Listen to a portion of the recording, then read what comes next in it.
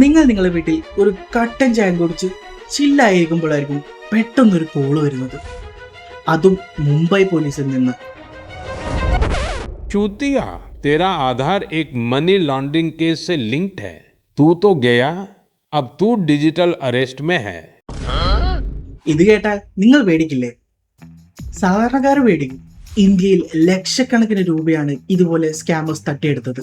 പ്രായമുള്ളവരും retired പ്രൊഫഷണൽസും ഉൾപ്പെടെ ഒത്തിരി പേരാണ് ഈ വലയിൽ വീണത്.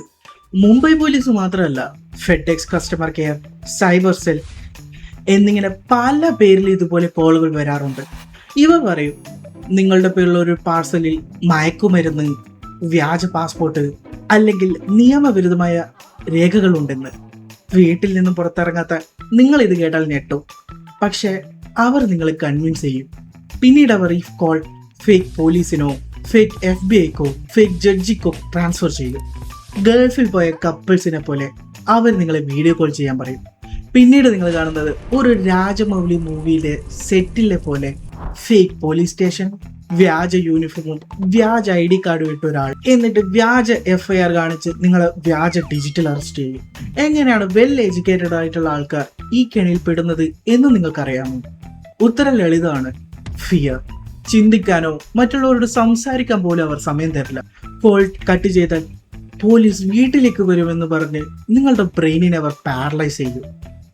അവരുടെ യൂണിഫോമും ഗവൺമെന്റ് ലോഗോയൊക്കെ കണ്ട് നിങ്ങൾ എന്തായാലും അത് വിശ്വസിച്ചു പോകും. ആരോടും പറയരുതെന്ന് പറഞ്ഞ് നിങ്ങളെ അവർ ഐസൊലേറ്റ് ചെയ്യും. പെട്ടെന്ന് പണം വേണമെന്ന് പറഞ്ഞ് നിങ്ങൾ ചിന്തിക്കാൻ പോലും അവർ സമയം തരില്ല. നാണക്കേട് കാരണം ഇതാരും അറിയരുത് എന്ന ഈ പേടിയാണ് അവർ നിങ്ങളെ ഈ സ്കാമിന്റെ വലയിലാക്കുന്നത്. ഗൾഫിൽ നിന്നും പണം വരുന്ന കുടുംബങ്ങൾ, കുട്ടികൾ പുറത്തു പഠിക്കുന്ന മാതാപിതാക്കൾ, റിട്ടയർഡ് ഗവൺമെന്റ് ഉദ്യോഗസ്ഥർ അല്ലെങ്കിൽ ബാങ്ക് ഉദ്യോഗസ്ഥർ, UPI ഉപയോഗിക്കുന്ന ചെറിയ ബിസിനസ് ഉടമകൾ, പെട്ടെന്ന് മറ്റുള്ളവരെ വിശ്വസിക്കുന്ന ആൾക്കാർ എന്നിവരാണ് പ്രധാനമായും ഈ കെണിയിൽ പെടുന്നത്. ഒരു വലിയ സത്യം കൂടി പറയട്ടെ, ഇന്ത്യയിൽ ഡിജിറ്റൽ അറസ്റ്റ് എന്നൊരു സാധനവുമില്ല. സാധാരണയായി പറയുന്ന കഥകൾ ഇതാണ്: ആധാറിനെ പറ്റി ഉണ്ടാകുന്ന കള്ളങ്ങൾ, സിം ബ്ലോക്ക് ആകുന്നു എന്ന് പറയുക, ബാങ്ക് അക്കൗണ്ട് ഫ്രീസ് ആകുമെന്ന് പറയുക, മണി ലോണ്ടറിങ് കേസ് ഉണ്ടെന്ന് പറയുക, പാർസലിൽ മയക്കുമരുന്നുണ്ടെന്ന് പറയുക, നിങ്ങളുടെ അക്കൗണ്ട് ഇൻവെസ്റ്റിഗേറ്റഡ് ആണ് എന്ന് പറയുക, പൈസ അയച്ച് അക്കൗണ്ട് വെരിഫൈ ചെയ്യണം എന്നാവശ്യപ്പെടുക.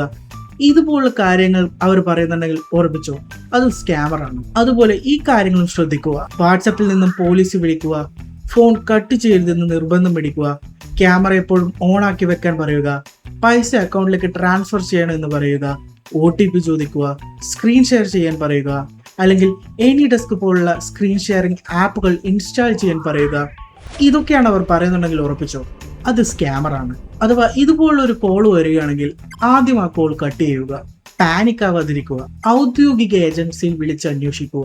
വിവരമുള്ള കുടുംബാംഗങ്ങളോടോ മറ്റും സംസാരിക്കുക. National cyber crime portal report ചെയ്യുക.